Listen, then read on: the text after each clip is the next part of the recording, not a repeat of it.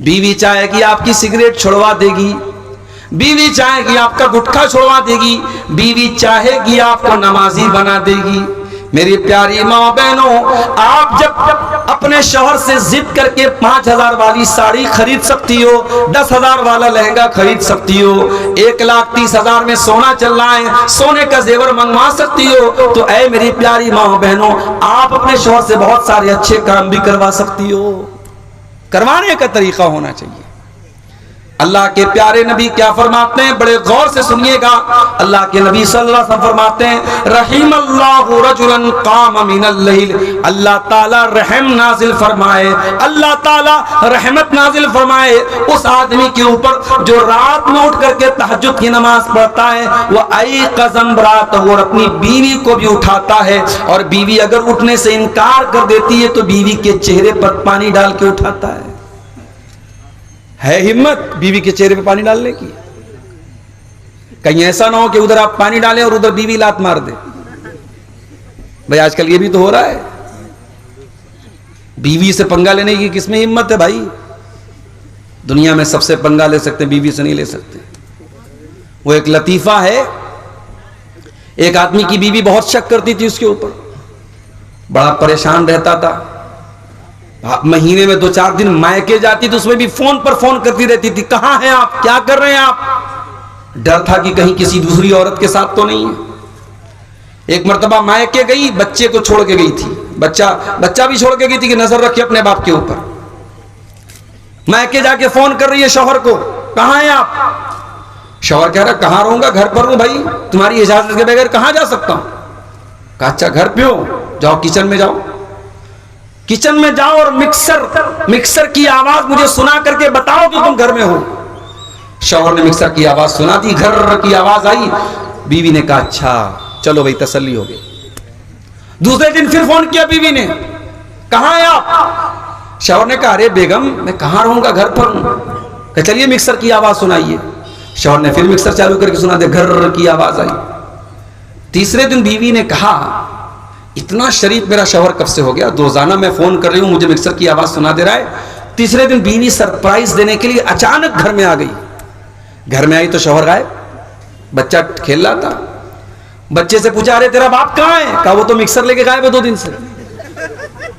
तो कहते हैं कि अगर शौहर से बीवी शेर है तो शौहर सवा शेर भी बन सकता है। भाई तुम्हें सारा दिमाग तुम्ही को है, थोड़ी हमको भी तो थोड़ा बहुत दिमाग है। तो आप ये याद रखिए मेरे प्यारे साथियों कि घर के अंदर जब तक एक नेक घर वाली नहीं आएगी, घर का माहौल अच्छा नहीं हो सकता है। अल्लाह के नबी फरमाते हैं, अल्लाह ताला रहमत नाजिल फरमाए उस आदमी के ऊपर जो रात में उठ करके तहज्जुद की नमाज पढ़ता है और अपनी बीवी को भी उठाता है। व रहीमल्लाहु इम्रातन कामत मिनल लैल, और अल्लाह ताला ऐसी औरत के ऊपर रहमत नाजिल फरमाए जो रात में उठ करके तहज्जुद की नमाज पढ़ती है। व अयक़ज़त ज़ौजहा, और अपने शौहर को भी उठाती है, और शौहर अगर इनकार कर दे तो शौहर के चेहरे पर पानी छिड़क करके उठाती है।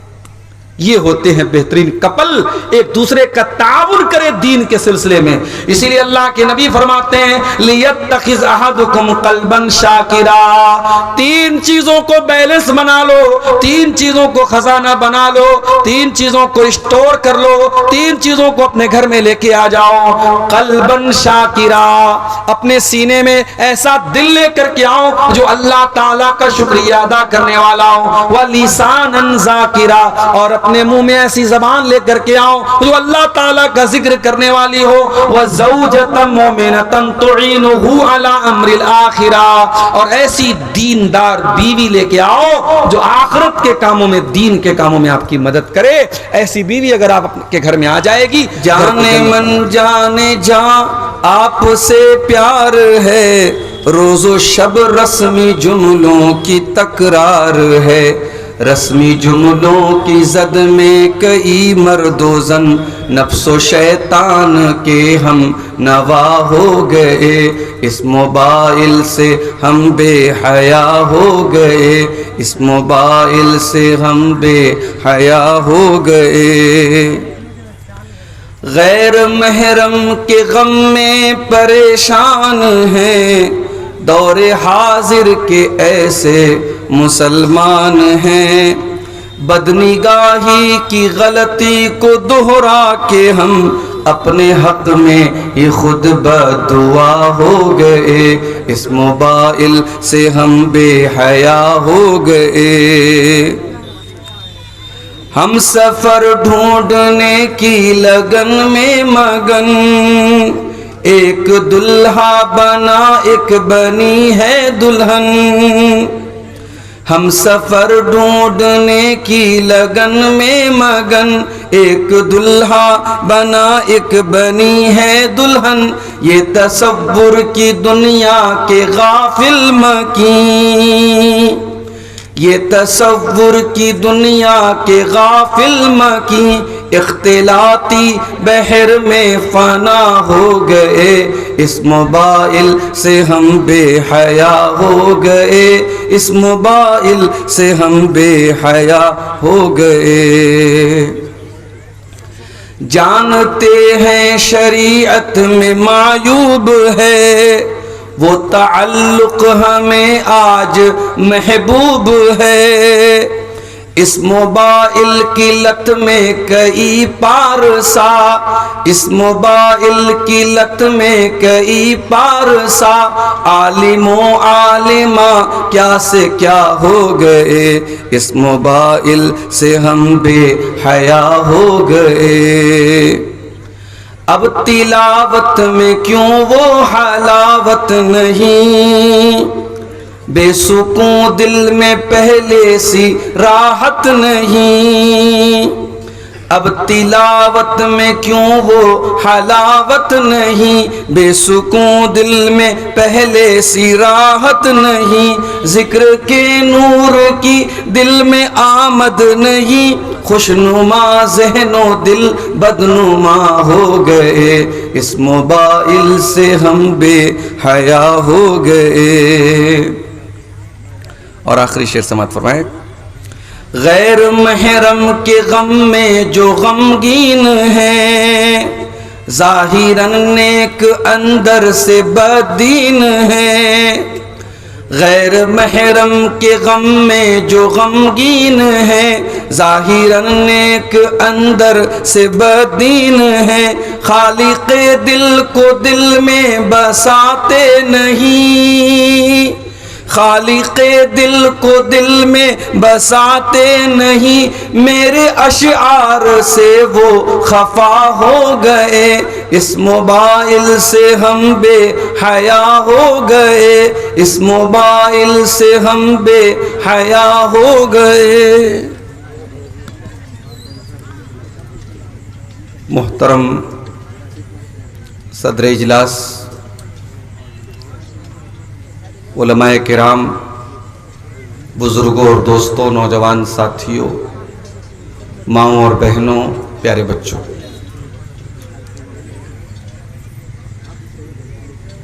सीमांचल के इलाके के प्रोग्रामों में आज का ये प्रोग्राम, जिसका वक्त बहुत पहले मुझसे लिया गया था, और आप जानते हैं पिछले कुछ दिनों से इस इलाके के प्रोग्रामों में जब मैं आता हूं तो आने की तरतीब जो होती है बड़ी हंगामी होती है। और कई बार ऐसा होता है कि मैं लंबा सफ़र करके आता हूं और डायरेक्ट मुझे आपके सामने हाजिर होना पड़ता है। चूंकि इलेक्शन का माहौल भी है बिहार में, पटना से 4 व्हीलर हमारी आ रही थी, जगह जगह पुलिस वाले चेक भी कर रहे थे, हमें उनके साथ भी कोऑपरेट करना था। इधर जलसे की तरफ से, मुंतजमीन की तरफ से बराबर फ़ोन आ रहा था, परमिशन भी हमें मुख्तसर मिला है, पब्लिक भी 12 बजे के बाद जाने लगती है। तो इस तरीके की सूरत हाल बड़ी अजीब हो जाती है। किसी प्रोग्राम में मैं पहले पहुंच जाता हूं और रात में 2-2 बजे मुझे टाइम मिलता है, और जहां पहले निकलने की बात होती है कि मैं 11 बजे निकलना चाहता हूं, मुझे सफर में जाना है, तो वहां यह मसला रहता है शेख आप चले जाएंगे तो पब्लिक भाग जाएगी। जहां आने में थोड़ा लेट होता है तो यह होता है कि आप आए नहीं है, पब्लिक भाग रही है। तो अब बड़ा मुश्किल हो जाता है कभी कभी मैनेज करना। अब इसके बावजूद कि मैं सफर की थकावट भी थी, भूख और प्यास के तकाजे भी थे, लेकिन पब्लिक अगर किसी मुकर्रिर के इंतजार में बैठी है और प्रोग्राम अपने आखिरी मरहले में है, तो हमें आवाम के और मुंतज़मीन के जज्बात को भी समझना है। मैं आते ही फौरन आपके सामने हाजिर हुआ हूं और प्रोग्राम के सदर मोहतरम शेख तौहीद आलम सलफ़ी साहब इल्म के मौजू पर खिताब कर रहे थे। तमाम मुसलमानों को बिलउमूम और सीमांचल के इस पिछड़े हुए इलाके के हम मुसलमानों को बिलखुसूस तालीम के मैदान में आगे बढ़ने की जरूरत है। इसलिए नहीं कि हमारे पास बहुत डिग्री हो जाए, इसलिए भी नहीं कि हम बड़े बड़े अफसर बन जाएं, इसलिए कि हमारा शोषण न हो सके। ये पॉलिटिशियंस, ये राजनेता, ये सियासी लीडरान जब तक हम जाहिल रहेंगे, तालीम से दूर रहेंगे, ये हमारा यूज करते रहेंगे। इनके हाथों का खिलौना अगर बनने से अपने आप को बचाना है तो मेरे भाइयों हमें तालीम के मैदान में आगे बढ़ना पड़ेगा। कुरान करीम की एक आयत मैंने आपके सामने पढ़ी है, खुतबे मसनूना के बाद 2 आयतें मैंने पढ़ी और आज की मेरी पूरी तकरीर इन्हीं दोनों आयतों के अराउंड घूम रही है। इन्हीं दोनों आयतों पर मुझे बात करनी है। पहली आयत कुरान हकीम के 14वें पारे की आयत है, सूरह नहल की आयत है। क्या फरमाया अल्लाह ताला ने? वल्लाहु जअल लकुम मिन बुयूतिकुम सकना। अल्लाह तबारक व तआला ने तुम्हारे घरों को तुम्हारे लिए सुकून का जरिया बनाया है। बहुत बड़ी बात है ये। आपके पूर्णिया, कटिहार, किशनगंज के बहुत सारे लोग दिल्ली, मुंबई, कलकत्ता में जॉब के लिए, नौकरी के लिए वहां जाते हैं, रहते हैं।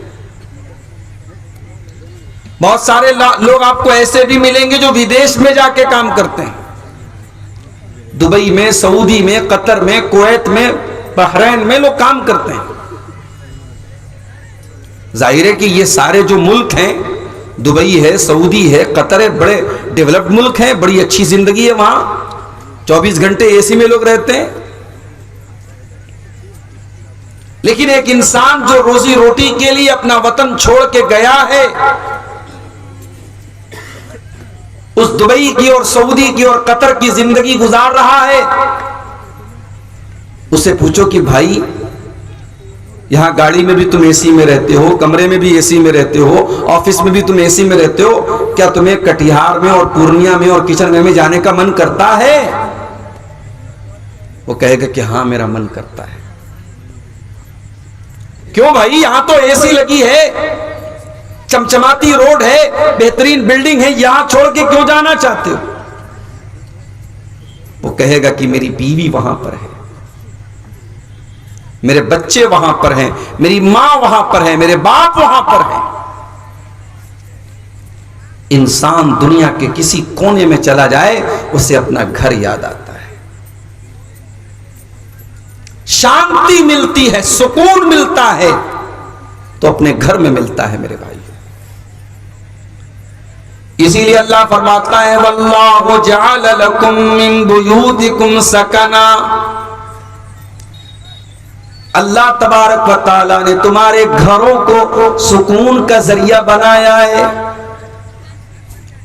तुम दुनिया के किसी भी कोने में चले जाओ, विश्व के वर्ल्ड के किसी भी कॉर्नर पे चले जाओ, तुम्हें सुकून तो अपने घर में आकर के मिलेगा। और नोट कर लो मेरे भाइयों, घर किसको कहते हैं? आज तो माशाअल्लाह हमारी शेरशाहवादी बिरादरी भी बेहतरीन मकान बना रही है। पाकुड़ के इलाके में जहां आदिवासी रहते वहां भी चले जाओ, बड़ी बड़ी बिल्डिंगें आपको मिल जाएंगी, टाइल्स मिल जाएंगे, मार्बल मिल जाएंगे। मैं एक मर्तबा फैमिली के साथ एक प्रोग्राम में इंदौर गया, मध्य प्रदेश में इंदौर एक जगह है। एक साहब के मकान पे मैं ठहरा था, तो मकान की छत में डेकोरेशन के लिए उन्होंने झाड़ लगाया था। झाड़ समझते हैं आप, जो मकान की छत में जो लटकाते हैं खूबसूरती के लिए। तो मैंने पूछा कि ये बहुत अच्छा लग रहा है, इसकी कीमत क्या है? तो उन्होंने कहा हमने इसको विदेश से मंगाया है, उस एक झाड़ की कीमत 3 लाख रुपए। आज मुसलमान 3-3 लाख रुपए के झाड़ और फानूस से अपने मकानों को खूबसूरत बना रहा है। कोई प्लास्टिक पेंट के जरिए अपने मकान को खूबसूरत बना रहा है, कोई पीओपी के जरिए अपने मकान की छत को बेहतरीन बना रहा है, कोई फॉल सीलिंग करा रहा है, कोई टाइल्स बिछा रहा है, कोई मार्बल बिछा रहा है। मगर याद रखो मेरे प्यारे साथियों, आपका घर टाइल्स और मार्बल से घर होने वाला नहीं है। आपका घर रिश्तों से बनता है। जिस घर में रिश्ते होते हैं वही घर घर होता है। जहां मां की दुआएं होती हैं, जहां बाप का प्यार होता है, जहां बच्चों की किलकारियां होती हैं, जहां सास और बहू के झगड़े होते हैं, जहां देवरानी जेठानी की नोकझोंक होती है, जहां नंदों और भाभियों के बीच में कशमकश होती है, जहां रूठना होता है, जहां मनाना होता है, जहां बड़े डांटते हैं और छोटे खामोशी से सुन लेते हैं, जहां बड़ों की इज्जत होती है, जहां छोटों की तरफ से छोटों की का प्यार और शफकत होती है, इन तमाम चीजों के मिक्सचर को मिला करके घर बनता है। और कुरान कह रहा है कि तुम्हें सुकून तो तुम्हारे घरों में मिलेगा। और इस घर की कीमत अगर पूछना है तो उस इंसान से पूछ लो जो फुटपाथों पर रात गुजारता है, जिसकी बीवी खुले आसमान के नीचे सारी दुनिया के सामने सोती है। आपकी बीवी, आपकी जवान बेटी अगर घर के अंदर है तो सेफ है, सुरक्षित है, महफूज है।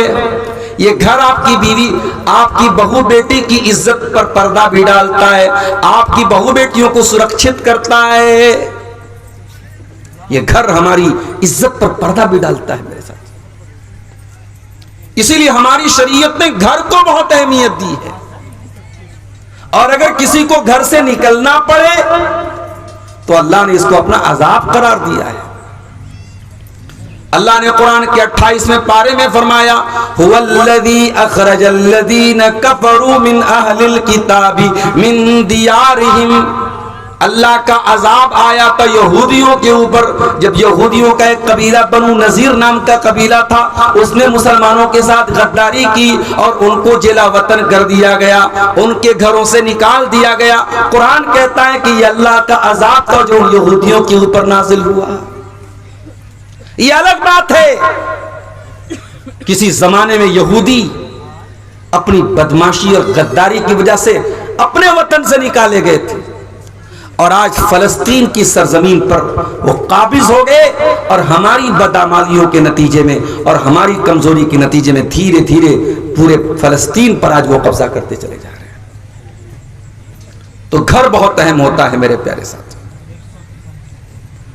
और हर घर वाले की ये जिम्मेदारी है कि वो अपने घर को दीनदार घर बनाए, इस्लामी घर बनाए। अगर आप बच्चों के बाप हैं, आप घर के गार्जियन हैं, आप बेटी के बाप हैं, बेटे के बाप हैं, बेटी की मां हैं, आपके ऊपर घर की जिम्मेदारी है, तो ये बहुत बड़ी रिस्पॉन्सिबिलिटी है, बहुत बड़ी जिम्मेदारी है, और इसका सवाल क़यामत के दिन आपसे किया जाएगा। अल्लाह के प्यारे नबी जनाब मोहम्मद रसूलुल्लाह सल्लल्लाहु अलैहि वसल्लम फरमाते हैं, अला कुल्लुकुम राइउन व कुल्लुकुम मसऊलुन अन रइयतिही। ऐ लोगों, तुम में से हर इंसान जिम्मेदार है और कयामत के दिन उसकी जिम्मेदारी के बारे में सवाल किया जाएगा। फर्रजुल राइन अला अहली बैतिही। आदमी अपने घर वालों का जिम्मेदार है, अपनी फैमिली का जिम्मेदार है, अपने परिवार का जिम्मेदार है और कयामत के दिन उसको हिसाब देना पड़ेगा। वल मरातु राइयतुन अला बैति ज़ौजिहा। और औरत जो घर के अंदर रहती है, औरत घर वाली होती है, घर के अंदर क्या चल रहा है, जवान बेटी रात में किसके साथ बातें कर रही है, जवान बेटी 2-2 घंटे घर से किसके साथ गायब है, उसके मोबाइल पर रिचार्ज कौन करा रहा है, उसके पास नया पर्स कहां से आ रहा है, उसके पास तरह तरह की खाने की चीजें कहां से आ रही हैं, ये निगरानी करना, ये देखना, ये माँ का कर्तव्य है, माँ की जिम्मेदारी है। ये हम लोग जो बोलते हैं ना, लड़के बहुत खराब हो गए, लड़कियां बहुत खराब हो गई, ये लड़के और लड़कियां ऐसे खराब नहीं होते हैं। जब लड़के और लड़कियों के गार्जियन, उनके माँ बाप जब कछुए की तरह रेत में, जब कछुआ रेत में अपनी मुंडी डाल लेता है तो ये समझता है कि सूरज नहीं निकला हुआ है, वही हाल आज उन माँ बाप का भी होता है। उन्होंने गफलत की चादर ओढ़ ली है, वो इस बात से बेफिक्र हो गए कि उनकी जवान बेटी कहां जा रही है और जवान बेटा कहां जा रहा है। अल्लाह के नबी फरमा रहे हैं, बेटा क्या कर रहा है, बेटी क्या कर रही है, घर वालों की रिस्पॉन्सिबिलिटी है, घर वालों की जिम्मेदारी है। मेरी प्यारी माँ, आपको अल्लाह ने मां बनाया है, बहुत बड़ा दर्जा है मां का। मां के कदमों के नीचे जन्नत बताई गई है, बहुत बड़ा दर्जा है बाप का। बाप को जन्नत का दरवाजा करार दिया गया है, मगर कान खोल करके सुन लीजिए, ऐ औलाद वालों, ऐ मेरी प्यारी माँ, ऐ मेरे प्यारे बुजुर्गों, जिनको अल्लाह ने बाप बनाया, जिनको अल्लाह ने माँ बनाया, वो कान खोल के सुन लें। माँ बाप बनना बहुत सम्मान की बात है, बहुत ऑनर की बात है, बहुत इज्जत की बात है, बहुत रिस्पेक्ट की बात है, मगर ये सुन लीजिए, अल्लाह के प्यारे नबी क्या फरमाते हैं, मा मिन अब्दिन यस्तरईहिल्लाहु रईयतन। जब अल्लाह ताला किसी बंदे पर कोई जिम्मेदारी डाल दे और फिर वो इस हाल में मर जाए कि वो अपनी जिम्मेदारी के साथ अन्याय कर रहा है, अपनी जिम्मेदारी के साथ धोखा कर रहा है, और इस हाल में मर जाए कि अपनी जिम्मेदारी को सही तरीके से पूरा नहीं कर रहा है, इल्ला हर्रमल्लाहु अलैहिल जन्ना, उस इंसान के ऊपर जन्नत हराम हो जाएगी। मां के पैरों के नीचे जन्नत है, मगर जिस मां को इस बात से कोई मतलब ना हो मेरी औलाद क्या कर रही है, जिस बाप को इससे कोई मतलब ना हो मेरा बेटा पैसा कमा के तो ला रहा है, कैसे ला रहा है, इससे कोई मतलब ना हो। अभी कल बनारस में एक साथी मुझे मिले, बनारस में साड़ी का कारोबार होता है, पिछले कुछ सालों से साड़ी का कारोबार बनारस का बहुत मंदी का शिकार है, बहुत परेशानी का शिकार है। बनारस के बहुत सारे जवान लड़के बेंगलोर में और सूरत में जाके काम करते हैं।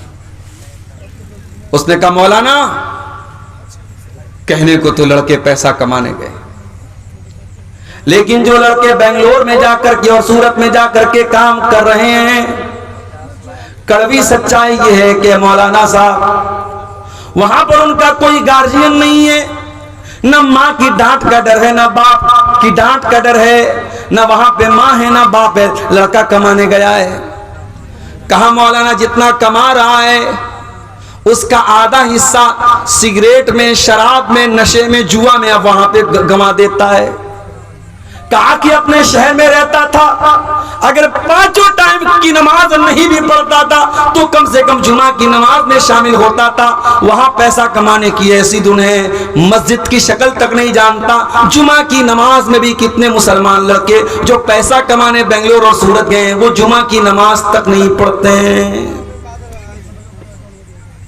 और आज मेरे एक दोस्त ने झारखंड से फोन किया, उन्होंने भी सेम यही बात बताई। कि यहां झारखंड के बहुत सारे लड़के पूना में काम कर रहे हैं, वहां आसाम की जो राजधानी है गुवाहाटी, वहां पे काम कर रहे हैं, कलकत्ता में काम कर रहे हैं, उनका भी हाल यही है। बीड़ी, सिगरेट, नशा, नमाज से दूरी, अय्याशी, बदकारी, ये आज हमारे नौजवानों की पहचान बन चुकी है। मेरे प्यारे भाइयों, घर में बरकत आए तो कहां से आए, घर में सुकून आए तो कहां से आए।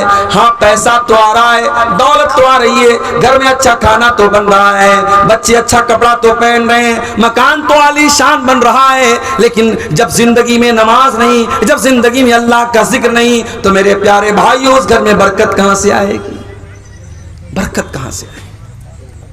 हमारा घर आज मनहूस हो चुका है, माफ कीजिएगा मुझे, मेरे जुमले अगर कड़वे हो तो माफ कीजिएगा मुझे।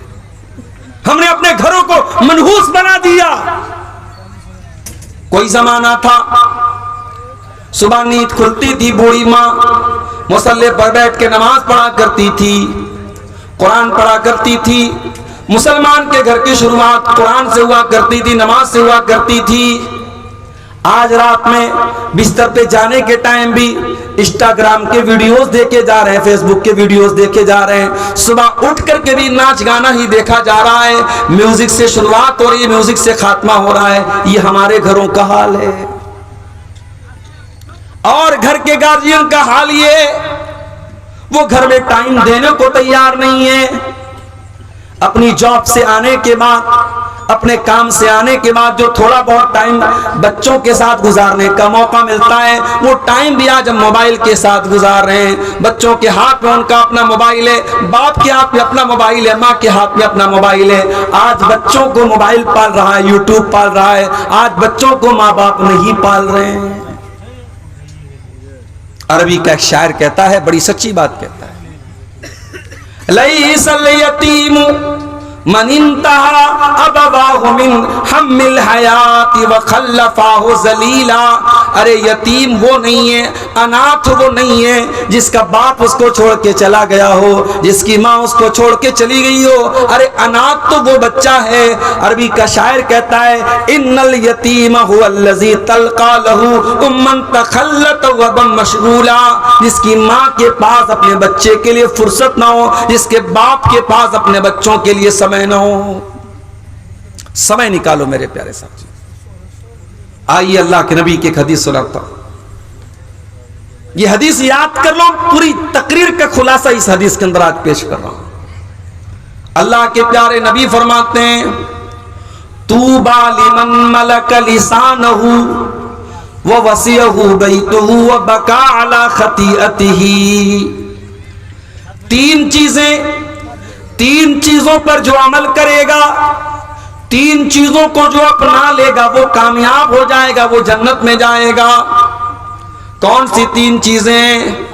नंबर एक, मलक लिसानहु, अपनी जबान पर कंट्रोल कर ले, जबान पे कंट्रोल कर ले। झूठ इसी जबान से, गाली गलौज इसी जबान से, गीबत इसी जबान से, चुगली इसी जुबान से, किसी की इज्जत पर हमला इसी जुबान से। जुबान पर कंट्रोल कर लो। दूसरी चीज, वह वसिअहु बैतुहु, आपका घर आपके लिए काफी हो जाए। अपना बिजनेस करने के बाद, अपनी जॉब करने के बाद, अपनी दुकान पर काम पूरा करने के बाद जो बाकी टाइम मिले वो अपने घर को दो, अपने घर वालों को दो। अल्लाह के नबी फरमाते हैं कि उसका घर उसके लिए काफी हो जाए। और तीसरी चीज, वो बकाला खतीयतिही, और वो तन्हाई में, अकेले में अपने गुनाहों पर नदामत के आंसू बहाता हो, रोया करता हो, तौबा करता हो, गिड़गिड़ाता हो। मेरे प्यारे भाइयों, हमें तो रोना भी बंद कर दिया, हमारी आंखें खुश्क हो गई, हमें तो रोना भी नहीं आता। आज हम इतने पत्थर दिल हो चुके हैं कि आज अपनी आंखों से जनाजा देखने के बावजूद, आज जनाजे की नमाज के दौरान और मैयत को दफनाने के दौरान भी हमारे चेहरे पर मुस्कुराहट होती है। हम रोना नहीं चाहते, हम रो नहीं पाते हैं। कुरान कहता है सुम्मा कसत कुलूबुहुम मिन बादी ज़ालिका फहिय कल हिजारति व अशद्दु क़स्वा।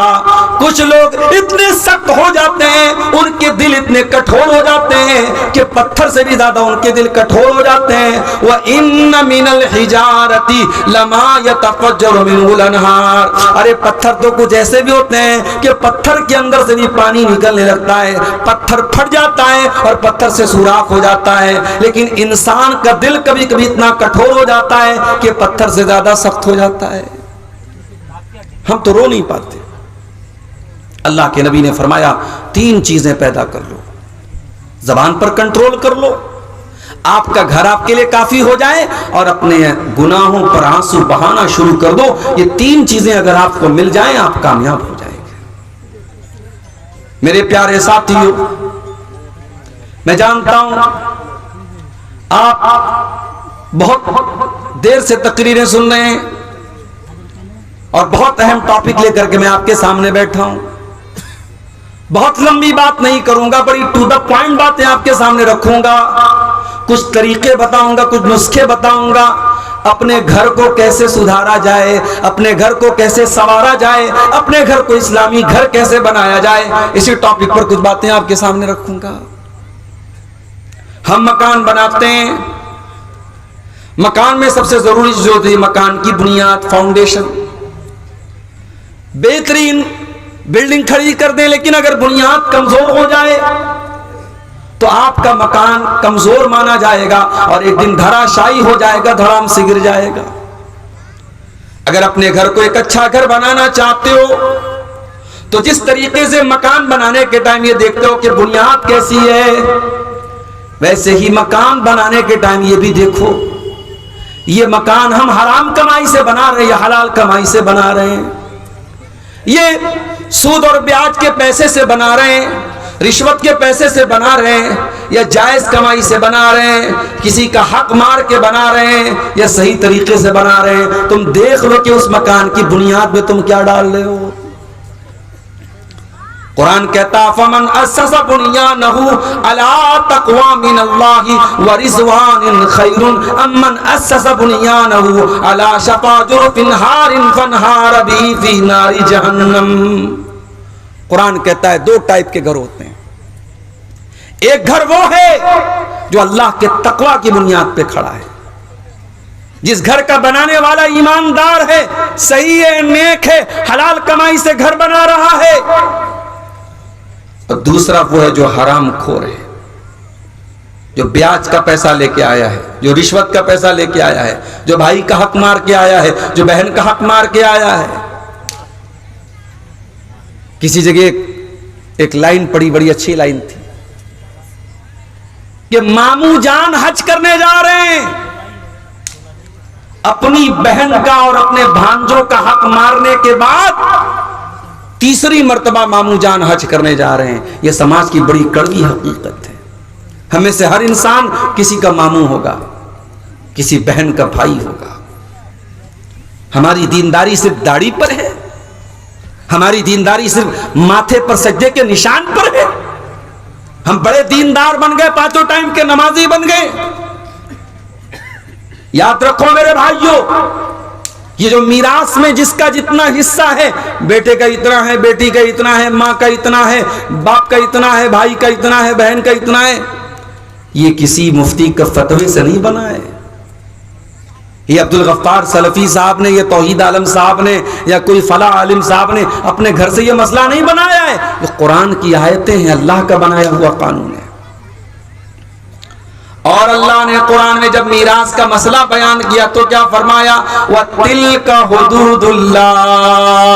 मेरे बंदो, हम जो मीरास का कानून बता रहे हैं ये अल्लाह की बनाई हुई बॉर्डर है। जिस तरीके से इंडिया और बांग्लादेश की बॉर्डर पर आप देख लीजिए, बीएसएफ के सिपाही तैनात रहते हैं, जो ये देखते रहते हैं कि कोई बांग्लादेशी इंडिया में ना जाए, और बांग्लादेश के फौजी ये देखते हैं कि कोई इंडिया का आदमी बांग्लादेश में इनवैलिड तरीके से ना जा सके।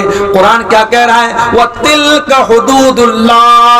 हमने जो ये कानून बनाया है ये हमारी बनाई हुई बॉर्डर है, ये हमारा बनाया हुआ कानून है, ये हमारी बनाई हुई लिमिट्स है, जो इनको क्रॉस करेगा वो बर्बाद हो जाएगा, वो जहन्नम की आग में जलेगा। मकान आप बना रहे हैं, लेकिन पैसा कहां से लाया? आप इमारत की बुनियाद क्या रख रहे हैं? बेईमानी पर तो नहीं है, चोरी पर तो नहीं है, और सूदखोरी पर तो नहीं है, रिश्वत पर तो नहीं है, बुनियाद किस चीज पर है? अल्लाह फरमाता है कि ऐ मेरे बंदो, एक इंसान अपने मकान को अल्लाह के तकवा और उसकी रजा की बुनियाद पे खड़ा कर रहा है, और दूसरा इंसान किसी गड्ढे के किनारे अपने मकान को बना रहा है और हराम तरीके से अपने मकान को बना रहा है। फन्हार बिही फी नारी जहन्नम, और एक दिन आएगा उसका मकान गिर जाएगा और उसको जहन्नम में लेकर के चला जाएगा। बच्चों से प्यार करते हो ना?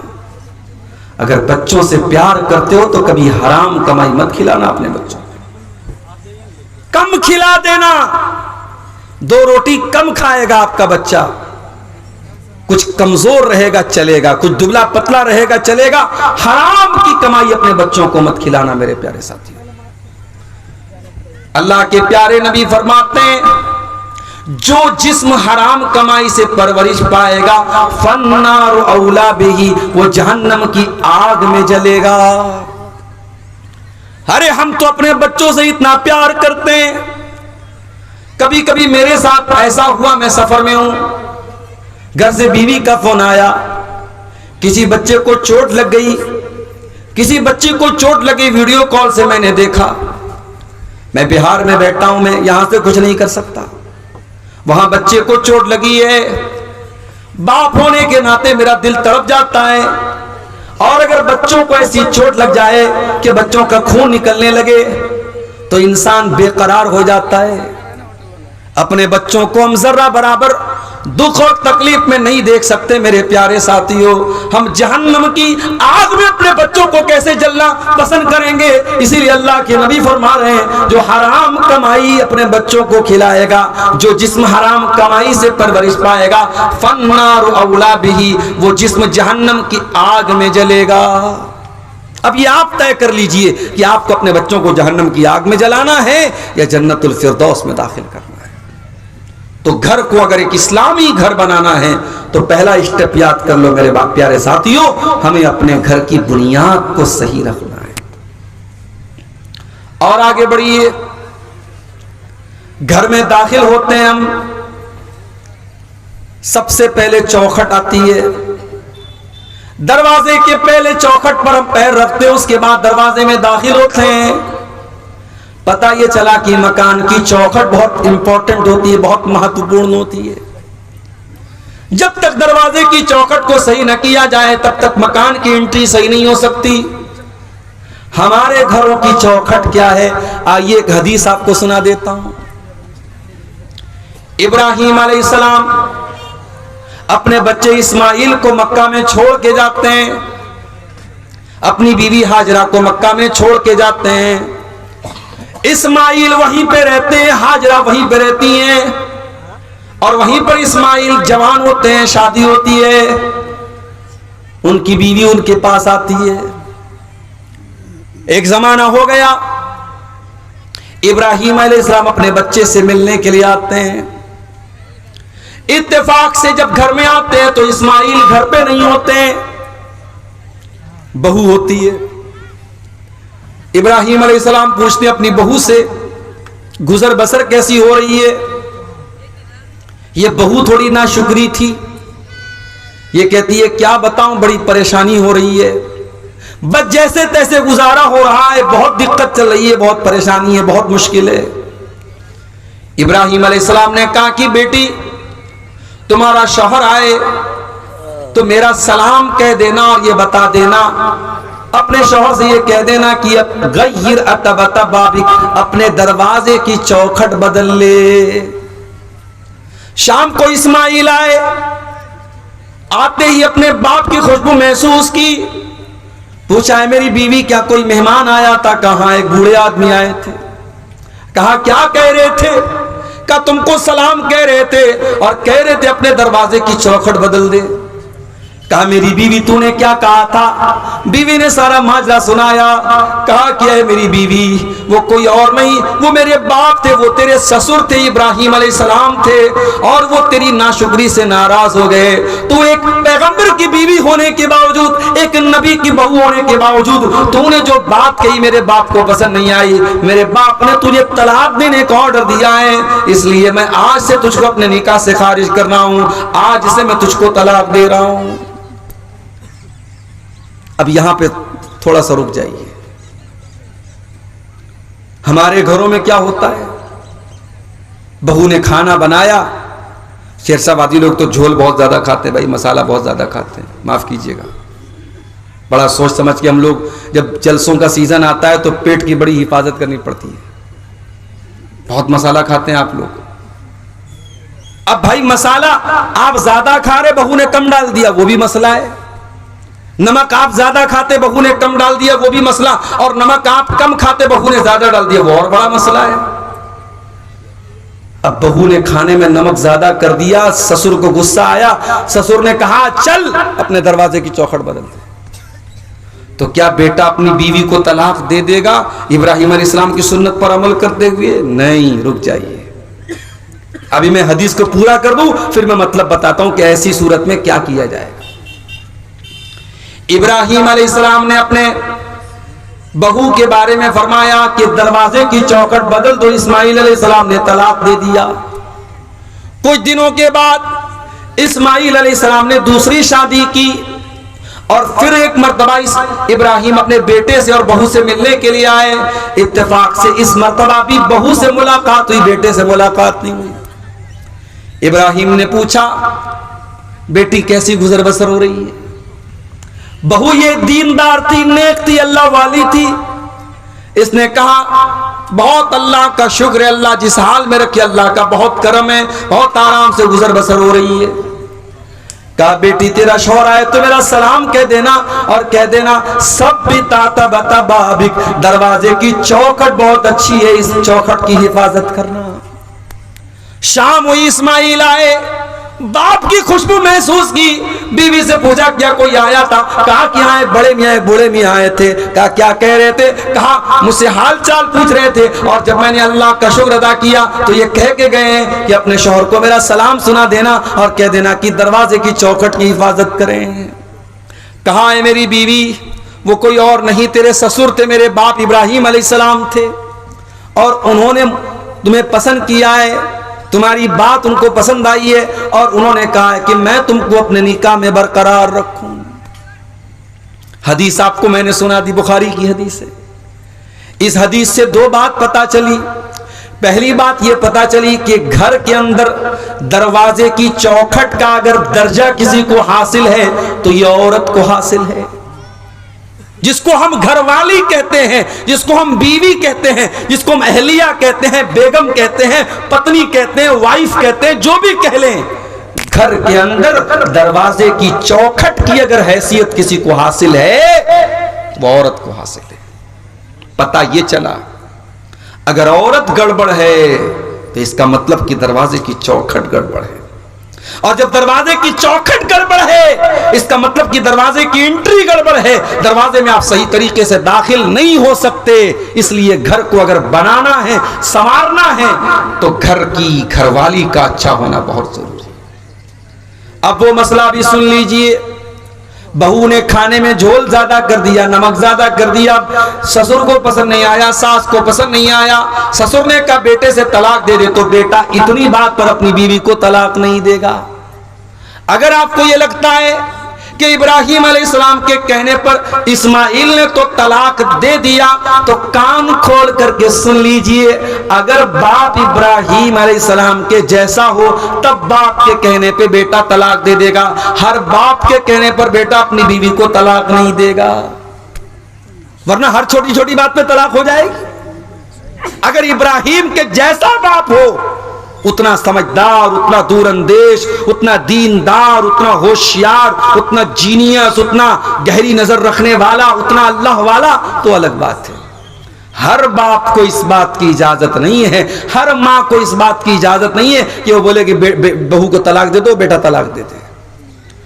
तो शौहर के घर की चौखट है बीवी। मेरे साथ मेरी प्यारी माँ बहनों, अगर आप पिंडाल के अंदर मौजूद हैं, मेरी आवाज आपके कानों तक पहुंच रही है, आप अपने बेटे के लिए जब बहू तलाश करने जाएं तो सिर्फ ये न देखें कि बहू कितनी खूबसूरत है, कितना रंग गोरा है, कितने अच्छे खानदान की है, कितने पैसे वाली है, कितना जहेज लेकर के आएगी। मेरी प्यारी माँ, आप जब अपने बेटे के लिए बीवी तलाश करने जाएं, आप अपने घर के लिए जब बहू लेने जाएं तो कान खोल के सुन लो, आप बहू लेने नहीं जा रही हैं, आप अपने दरवाजे की चौखट लेने जा रही हैं। और चौखट बहुत संभाल करके लाना।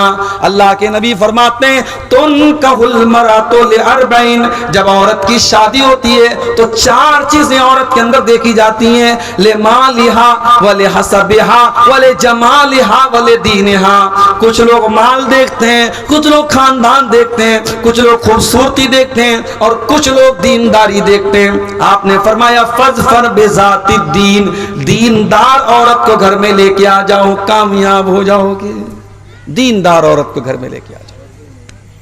मेरे प्यारे भाइयों, अल्लाह ताला ने औरत को ये खूबी, इस खूबी से भी नवाजा है कि औरत अपनी बात मनवा लेती है। कभी हंस के मनवा लेती है, कभी रो के मनवा लेती है, कभी मुस्कुरा के मनवा लेती है, कभी आंसू बहा के मनवा लेती है। मैंने औरत के ऊपर एक नज्म लिखी थी, उसमें मैंने एक शेर कहा था। वो शेर ऐसा था, कुदरत ने तुझे गर्मी जज्बात अता की। ऐ औरत, अल्लाह ताला ने तुझे जज्बात की कुव्वत अता की है, कुदरत ने तुझे गर्मी जज्बात अता की।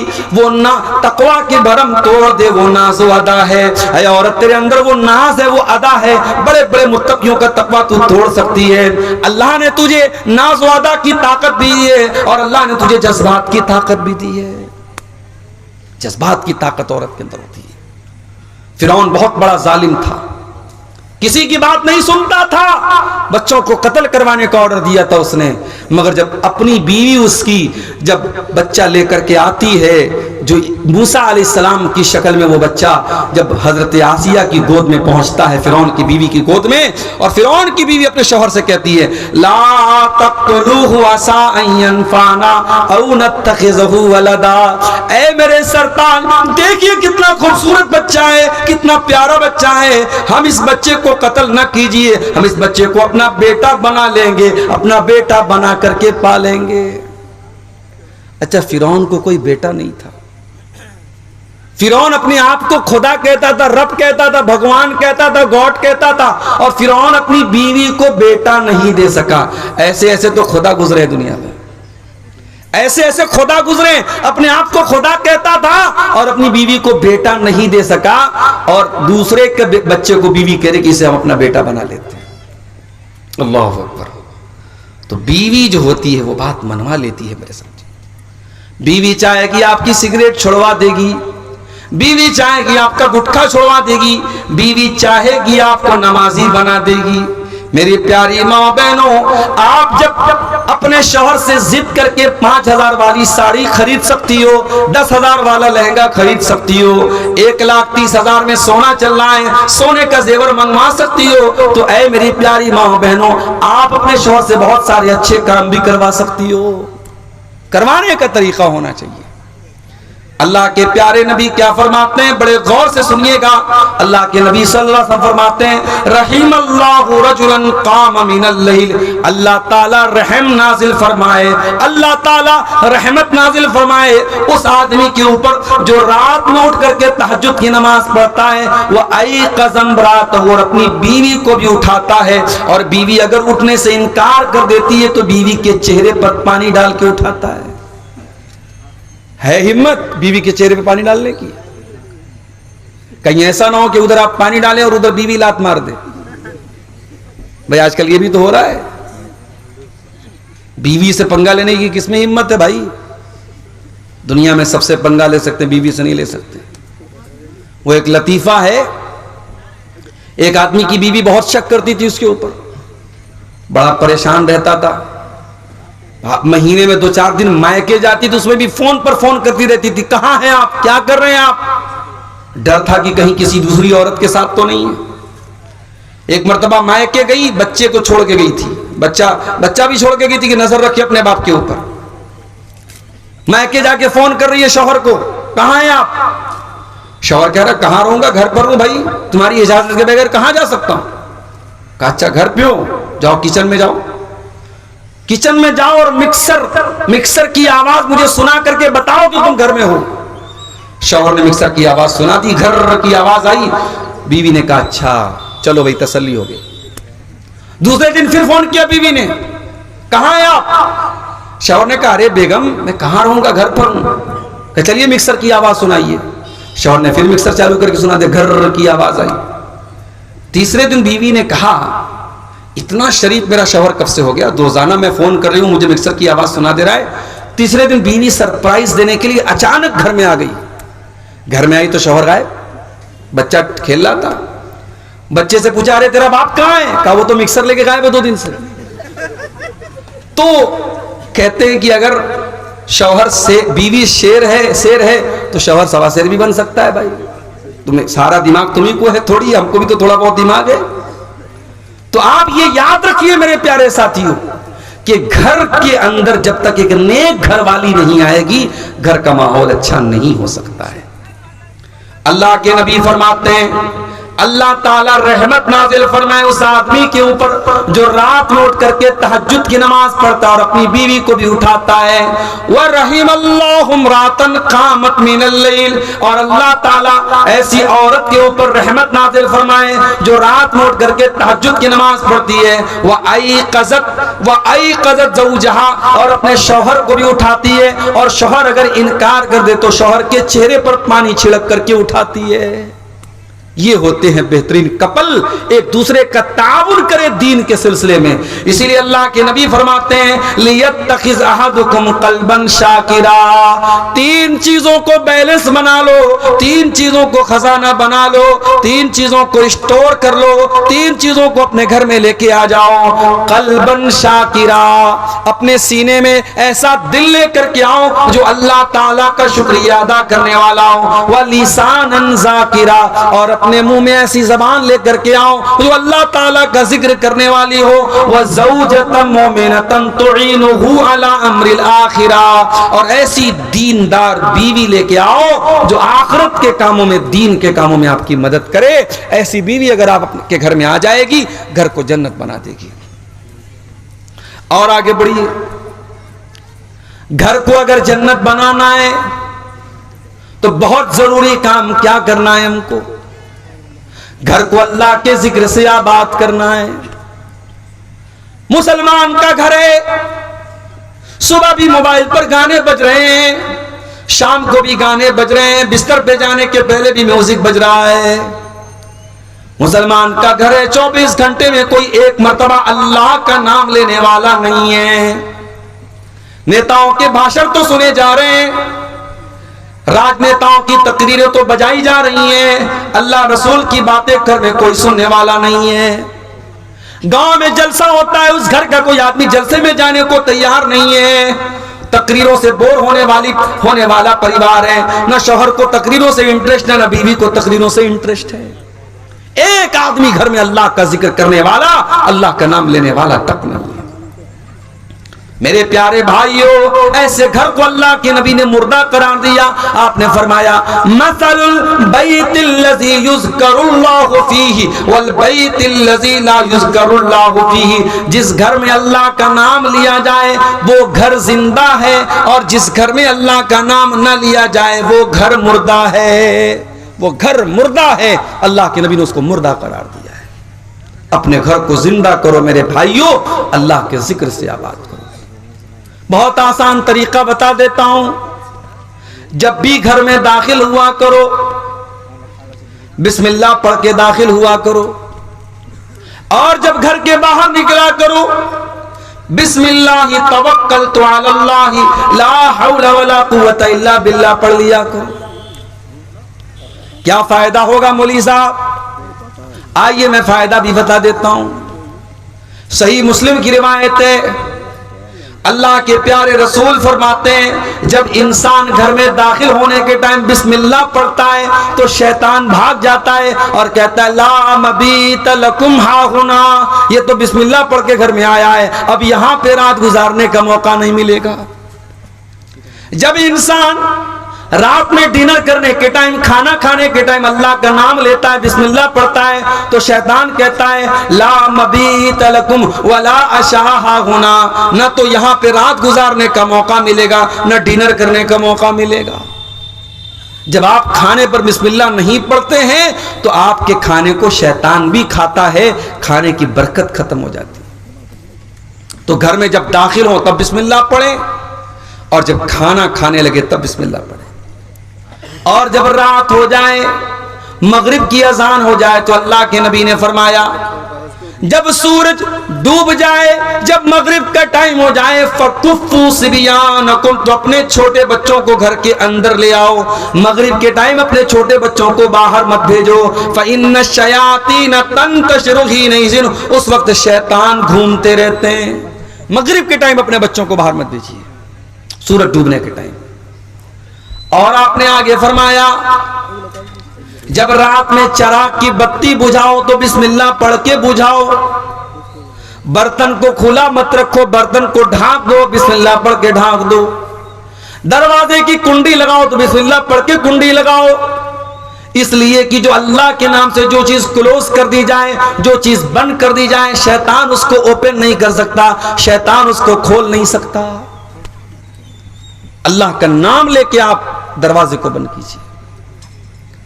यह बहुत आसान तरीका मैंने आपको बताया है अल्लाह के जिक्र से घर को आबाद करने का। और जब आप घर के बाहर निकलें, बिस्मिल्लाहि तवक्कलतु अलल्लाहि ला हौला वला कुव्वता इल्ला बिल्लाह पढ़ लें। यह दुआ जब आप पढ़ के निकलेंगे, शैतान आपके करीब नहीं आएगा, फरिश्ता आपकी हिफाजत करेगा। फरिश्ता आपसे कहेगा कद वक़ीता, आपको अल्लाह ताला की तरफ से बचा लिया गया। आप इतनी प्यारी दुआ पढ़ करके घर से निकलें, बहुत आसान है। बिस्मिल्लाहि तवक्कलतु अलल्लाहि ला हौला वला कुव्वता इल्ला बिल्लाह। बस रात में जब बिस्तर पे सोने जाओ, मेरी प्यारी माओ बहनों, अगर आप मेहनत मजदूरी करती हैं, खेतों में काम करती हैं, और मुझे मालूम है कि शेरशाबादी बिरादरी में माशाअल्लाह बहुत मेहनत करती हैं हमारे यहाँ की औरतें, आपका बदन जब थकावट से चूर हो जाए तो आइए मैं आपको वो तरीका बताता हूं जो तरीका अल्लाह के नबी ने अपनी बेटी को बताया था। क्या तरीका बताया था? हजरत फातिमा चक्की चलाती थी, उनके हाथों में छाले पड़ गए थे। हजरत अली भी बहुत मेहनत करते थे। दोनों शौहर बीवी अल्लाह के नबी के पास आए। हजरत अली ने कहा ऐ अल्लाह के नबी, मैं इतनी मेहनत कर रहा हूं, हत्तशतकई तो सदरी, मेरे सीने में दर्द होने लगा है। हजरत फातिमा ने कहा बाजान, आपकी बेटी चक्की चला चला के इस हालत को पहुंच चुकी है, हत्ता मजलत यदाया, मेरे हाथों में छाले पड़ गए हैं। अरे अब्बा जान, मुझे पता चला है आपके पास कुछ गुलाम आए हैं, हो सके तो अपनी बेटी और दामाद को कुछ गुलाम दे दीजिए। नबी ने न बेटी को कोई गुलाम दिया, न दामाद को कोई गुलाम दिया। क्या फरमाया आपने? ला ओती कोमा, ऐ मेरी बेटी फातिमा, ऐ मेरे दामाद अली, मैं तुम दोनों को गुलाम नहीं दे सकता, मैं तुम दोनों को कोई गुलाम नहीं दे सकता। क्यों नहीं दे सकता? क्योंकि मेरे जो मस्जिद के अंदर जो दीन सीखने वाले साहब आए, असहाब सुफ़्फ़ा हैं, जो दीन के स्टूडेंट्स हैं, उनके पास खाने को अनाज नहीं है, उनके पास खाने को खाना नहीं है, उनके पास तन ढांपने को कपड़ा नहीं है। ऐ अली, ऐ फातिमा, जब तक मैं उनकी जरूरत को पूरी ना कर दूं, मैं तुमको वो खादिम गुलाम नहीं दे सकता। हाँ, मैं उससे बेहतर तरीका तुमको बता रहा हूं। जब तुम रात में बिस्तर पे सोने जाओ तो 33 बार सुभान अल्लाह पढ़ लिया करो, 33 बार अल्हम्दुलिल्लाह पढ़ लिया करो, और 34 मरतबा अल्लाहु अकबर पढ़ लिया करो। फज़ालिकुमा खैरुल लकुमा मिन खादिम, तुम्हें किसी खादिम की, किसी नौकर की जरूरत नहीं पड़ेगी। जाएंगे नहीं शेख, बहुत बहुत अच्छे, बहुत अच्छे। मेरे भाइयों, सबसे नबी ने अपनी बेटी और दामाद को परेशानी के बावजूद गुलाम नहीं दिया। नबी ने तस्बीह सिखाई है। और हजरत अली कहते हैं कि ये तस्बीह जब जिस दिन से नबी ने मुझको सिखाई है, उस दिन से लेकर के जब तक मैं जिंदा हूं, ये तस्बीह कभी मैंने छोड़ी नहीं है। सवाल करने वाले सवाल किया है, अली आपकी जिंदगी में एक रात आई थी, सिफ़ीन की लड़ाई वाली रात, क्या उस रात भी आप ये तस्बीह पढ़ के सोए थे? कहा कि हाँ, उस रात में ये तस्बीह पढ़ के सोया था। मेरे प्यारे भाइयों, सहाबे किराम 2-2 घंटे तकरीरें नहीं सुनते थे। हाँ, जो सुनते थे अमल करते थे। नबी ने ये तस्बीह सिखाई तो इस तस्बीह के ऊपर हजरत अली ने अमल किया, हजरत फातिमा ने अमल किया। अपने घरों को अल्लाह के जिक्र से आबाद करो मेरे प्यारे साथियों, सुबह शाम के अज़कार पढ़ो। और आज अल्हम्दुलिल्लाह सबके हाथ में मोबाइल है, आप मोबाइल पर देख करके भी पढ़ सकते हैं। आप गूगल प्ले स्टोर पे जाएं और दुआ की कोई अच्छी सी किताब डाउनलोड कर लें, उसमें सुबह शाम के अज़कार आपको मिल जाएंगे। सुबह शाम के अज़कार आप देख करके भी पढ़ें। आप यकीन करें, सुबह शाम के अज़कार आप पढ़ेंगे, बहुत सारी परेशानियों से आप बच जाएंगे। अब तो साहब इतने ज्यादा केस आ रहे हैं, मैं जहां जा रहा हूं, मौलवी साहब मेरी बेटी के ऊपर जिन्नात आ गया है, मेरी बेटी को जिन्नात परेशान कर रहा है, मेरे घर में जो है कोई साया है, कोई मसला है। क्यों आ रहे ये सारे मसले? क्योंकि हमने अपने घरों को मुर्दा बना दिया है। हमारे घरों में अल्लाह का जिक्र करने वाला कोई नहीं, अल्लाह का नाम लेने वाला कोई नहीं है। अल्लाह के नबी फरमाते हैं, इन्ना शैतान यनफिरु मिनल बैतिल्लज़ी तुक़रा फ़ीहि सूरतुल बकरा। जिस घर में सूरह बकरा पढ़ी जाती है, उस घर से शैतान भाग जाता है। एक साहब मुझसे पूछने लगे, मौलवी साहब अगर मोबाइल पर हम सूरह बकरा को चालू कर दें और बड़े बड़े स्पीकर लगा दें घर में और सूरह बकरा की आवाज पूरे घर में गूंजे, तो क्या शैतान भाग जाएगा? मैंने कहा भैया शैतान से पूछना पड़ेगा शैतान से कि वो मोबाइल पर चलने वाले कुरान की तिलावत से उसके ऊपर असर पड़ेगा कि नहीं। तो इस सवाल का जवाब तो शैतान ही दे सकता है। क्या हाल हो गया है हमारा। बर्गर और पिज्जा खाते खाते, फास्ट फूड खाते खाते हम इतने फास्ट हो गए, इतने शॉर्टकट तलाश करने लगे कि हमें कुरान पढ़ने में भी अब जो है सुस्ती हो रही है। हम चाहते हैं कि कुरान मोबाइल पर हम चला दें, हमें ना पढ़ना पड़े। बनारस में एक हमारे दोस्त हैं, हाफिज कुरान हैं, उन्होंने कहा मौलवी साहब एक आदमी अपने घर में हमको बुला रहा है, 40 दिन तक सूरह बकरा पढ़ने के लिए कह रहा है और मुझको 5000 रुपया देगा। मैंने कहा खबरदार मत जाना वहां पे। मैंने कहा कुरान पढ़ने से शैतान भागता है, हदीस में आया है, मगर किराया दे करके किसी दूसरे को पढ़वा करके शैतान नहीं भागेगा, ये हदीस में नहीं आया। आप तो खुद कुरान पढ़ना है। हमारे घरों में आज कुरान कोई पढ़ने वाला नहीं है मेरे साथ। एक नज्म है, कुरान की फरियाद, कभी मौका मिले यूट्यूब पर सर्च कर लीजिएगा, मिल जाएगी आपको। कुरान फरियाद करता है, ताकों में सजाया जाता हूँ, दो दो के पिलाया जाता हूँ, आंखों से लगाया जाता हूँ, तावीज बनाया जाता हूँ। कुरान के साथ ये सब हो रहा है। कोई आंखों से लगा रहा है, कोई तावीज बना रहा है, कोई धो धो के पिला रहा है। कुरान पढ़ना कोई नहीं चाहता, कुरान पर अमल कोई नहीं करना चाहता। अल्लाह के नबी फरमाते हैं, मसलुल बैतिल्लज़ी युज़करुल्लाहु फ़ीही वल बैतिल्लज़ी ला युज़करुल्लाहु फ़ीही। जिस घर में अल्लाह का नाम लिया जाए वो घर जिंदा है, और जिस घर में अल्लाह का नाम ना लिया जाए वो घर मुर्दा है। मैं आपको 1400 साल पीछे लेके चलता हूं। नबी की मस्जिद में चलिए, किबला की तरफ खड़े हो जाइए, आपके लेफ्ट साइड में कुछ कमरे मिलेंगे। ये छोटे छोटे कमरे हैं, मिट्टी का फर्श है, कच्ची ईंटों की दीवार है, और खजूर के तने का पिलर है, और खजूर की टहनियों का छप्पर है। इन कमरों में टाइल्स नहीं लगा है, इन कमरों में मार्बल नहीं लगा है, इन कमरों में सीमेंट की दीवार नहीं है, इन कमरों में कोई पेंट नहीं हुआ है, मगर अल्लाह की कसम ये कमरे बड़े बरकत वाले हैं। इन कमरों में जनाब मोहम्मद रसूलुल्लाह सल्लल्लाहु अलैहि वसल्लम रहते हैं, इन कमरों में इस उम्मत की माएँ रहती हैं, इन कमरों में नबी अकरम की बीवियां रहती हैं। ये कमरे कितने ऊंचे हैं। सईद इब्ने मुसय्यब कहते हैं, मैं उस्मान गनी के दौर में नबी के कमरे में गया, मैंने हाथ उठाया, मेरा हाथ मकान की छत में टच हो गया, यानी छत भी बहुत ज्यादा ऊंची नहीं थी। और कमरे का स्पेस कितना था, कमरे का क्षेत्रफल कितना था, कितना बड़ा कमरा था।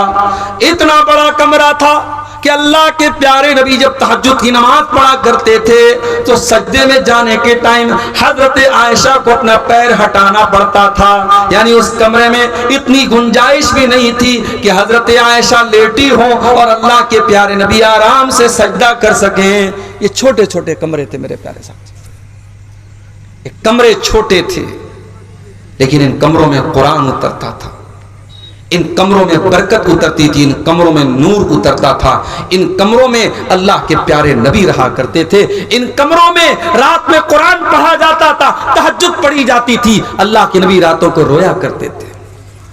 सलाम उस पर जो उम्मत के लिए रातों को रोता था, सलाम उस पर जो फर्शे खाक पर जाड़े में सोता था, सलाम उस पर के जिसके घर में चांदी थी न सोना था, सलाम उस पर के टूटा बोरिया जिसका बिछौना था।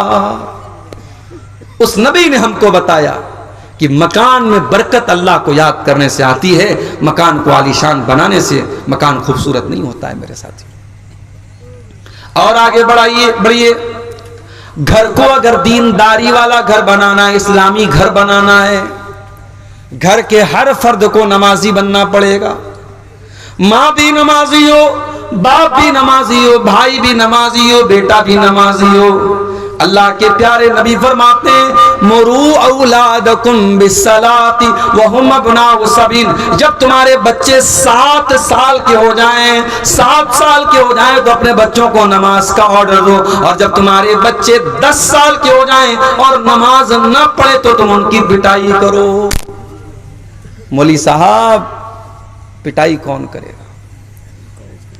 फजर की अजान तक जलसे चलते हैं सीमांचल में, और जलसा खत्म होते ही पब्लिक अपने घरों को जाती है और उस गांव की छोटी सी मस्जिद में चंद नमाजी नमाज पढ़ते हैं। ये आज हमारा हाल है। मस्जिद तो बना ली शब भर में ईमान की हरारत वालों ने, मस्जिद तो बना ली शब भर में ईमान की हरारत वालों ने, मन अपना पुराना पापी था बरसों में नमाजी बन न सका।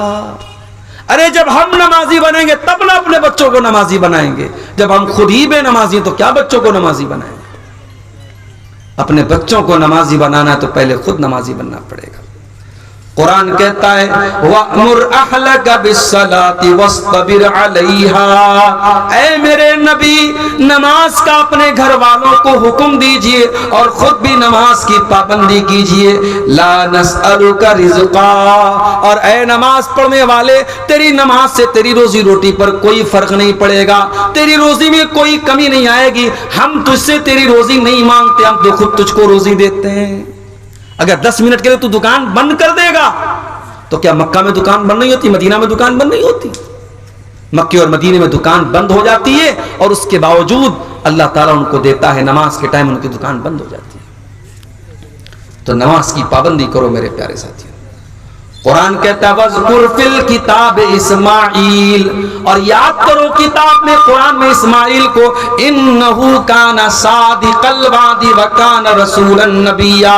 इस्माइल अल्लाह के सच्चे नबी थे। व काना यअमुरु अहलहु बिस्सलाह, और इस्माइल अपने घर वालों को नमाज का हुक्म दिया करते थे।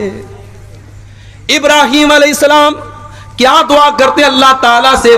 रब्बी जअलनी मुकीमस्सलाह, ऐ अल्लाह तो मुझे नमाज कायम करने वाला बना दे, व मिन ज़ुर्रियती, और ऐ अल्लाह मेरी औलाद को भी तू नमाज कायम करने वाला बना दे, मुझे भी नमाजी बना दे, मेरी औलाद को भी नमाजी बना दे। नमाज का माहौल घर में पैदा कीजिए, आप खुद भी नमाज पढ़िए, बच्चों को भी नमाजी बनाइए। हजरत अब्दुल्लाह बिन मसूद रज़ी अल्लाह तआला अन्हु रात में तहज्जुद की नमाज पढ़ रहे हैं, और तहज्जुद की नमाज पढ़ते हुए कुरान का 16वां पारा वो पढ़ रहे थे, और 16वें पारे की ये आयत उनकी नजरों से गुजरी। जब हजरत मूसा अलैहिस्सलाम और हजरत खजीर अलैहिस्सलाम दोनों जा रहे थे, और एक मकान की दीवार गिरने वाली थी, कुरान कहता है हजरत खजीर ने उस मकान की दीवार को ठीक कर दिया।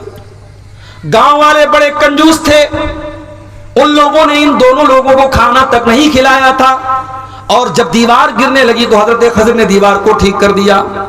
हजरत मूसा अलैहिस्सलाम ने फरमाया लौ शीता लत्तखज़ता अलैहि अजरा, ऐ खजीर आपको दीवार फ्री में नहीं ठीक करना चाहिए था, जब इतने बदतमीज गांव वाले थे तो पैसा लेकर ये काम करना चाहिए था। हजरत खजीर ने क्या जवाब दिया?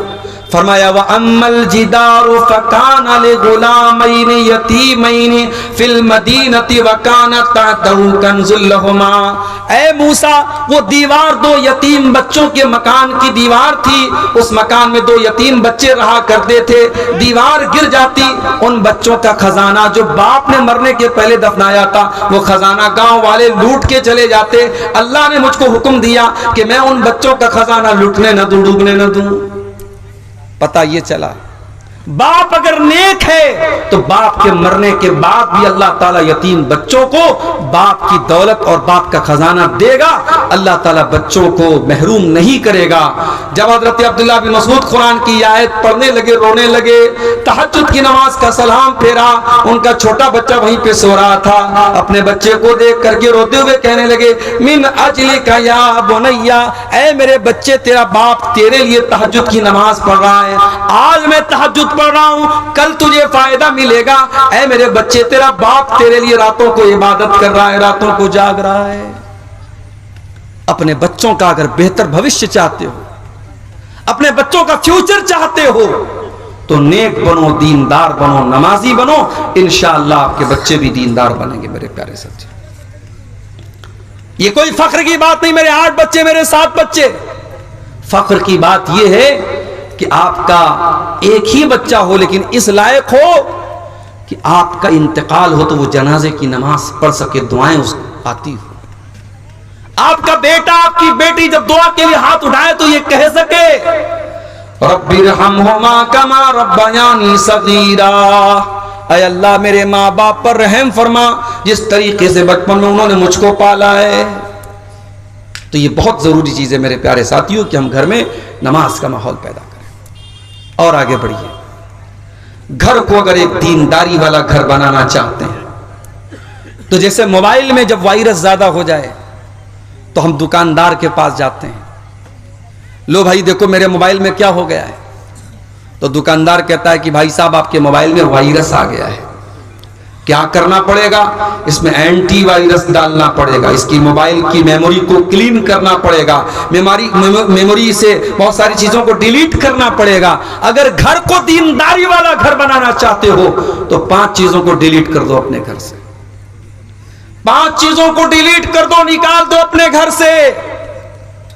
नंबर 1, अपने घर से तस्वीरों को निकाल दो। ला तदखुलुल मलाइकतु बैतन फीहि कल्बुन वला सूरा, अल्लाह की रहमत के फरिश्ते उस घर में नहीं आते जिस घर में कुत्ता हो या जिस घर में तस्वीर हो।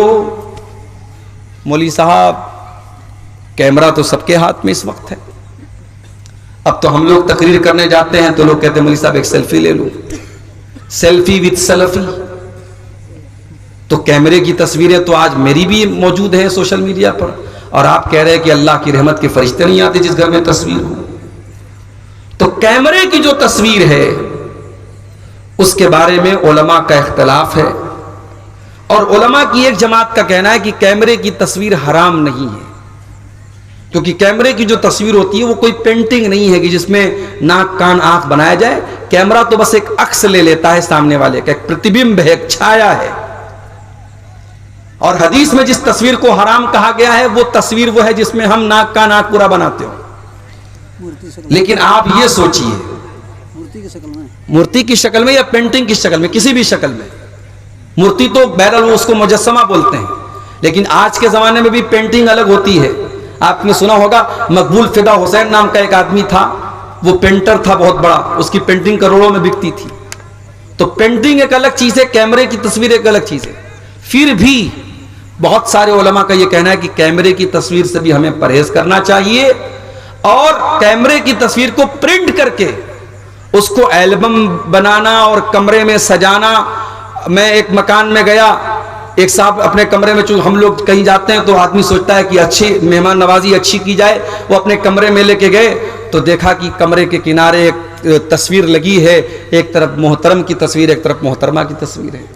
शादी की सालगिरह पर उन्होंने अपनी बीवी को सरप्राइज दिया था। मैंने पूछा तो शर्माने लगे। मैंने कहा भैया इस तस्वीर को अलमारी में रख दो, ये क्यों यहां पे आप बाहर लगाए? तो तस्वीर आज हमारे घरों में बाकायदा एल्बम की शक्ल में कमरों में लोग लगा रहे हैं, ये गलत है और हमें और आपको इससे परहेज करना चाहिए। तस्वीरों को घर से निकाल दो। हाँ, मोबाइल की तस्वीरें जहां तक बात है, जरूरत पड़ने पर आप बच्चों की यादगार के लिए कुछ फोटो अगर आपने ली है, मोबाइल के कैमरे में है, मोबाइल की गैलरी में है, उसकी गुंजाइश बन सकती है, मगर उसमें भी हमें इस बात का लिहाज रखना चाहिए। लोग अपनी बीवी की एक से एक फोटो लेते हैं और उसके बाद दोस्तों के हाथ में मोबाइल थमा देते हैं, तो ये तो बेपर्दगी की बात है। आपकी बीवी का फोटो आपका दोस्त देखे, ये तो गलत बात है। इसलिए हमें और आपको अगर कैमरे में, हमारे मोबाइल में पर्सनल तस्वीरें, हमारी बीवी की तस्वीरें हैं, जवान बेटे की तस्वीरें हैं, घर की औरतों की तस्वीरें हैं, तो उनको हमें बहुत एहतियात के साथ यूज करना चाहिए कि कहीं बेपर्दगी ना हो। दूसरी चीज जिसको घर से निकालना है, घर के अंदर कोई तावीज नहीं होना चाहिए। बास घरों में आप दाखिल होइए, मकान में दाखिल होने के साथ साथ ही एक पर्ची लटकी रहती है, उस पर लिखा रहता दुकान और मकान की खैर और बरकत के लिए, और नीचे उल्टी सीधी गिनतियां लिखी रहती हैं 420 9 2 11। देखा कि नहीं आपने? कहीं कहीं दुकानों पे लगा रहता है, मकान पे लिखा रहता है। मुझे यह बात समझ में नहीं आती कि ये गिनती लिखने से शैतान कैसे भागेगा। भाई आप दुनिया में किसी का नाम लेने के बजाय गिनती लेके बुलाएं, ए भाई 72 इधर आओ, ए भाई 78 इधर आओ, नाराज हो जाएगा, भाई मेरा नाम 72 थोड़ी है।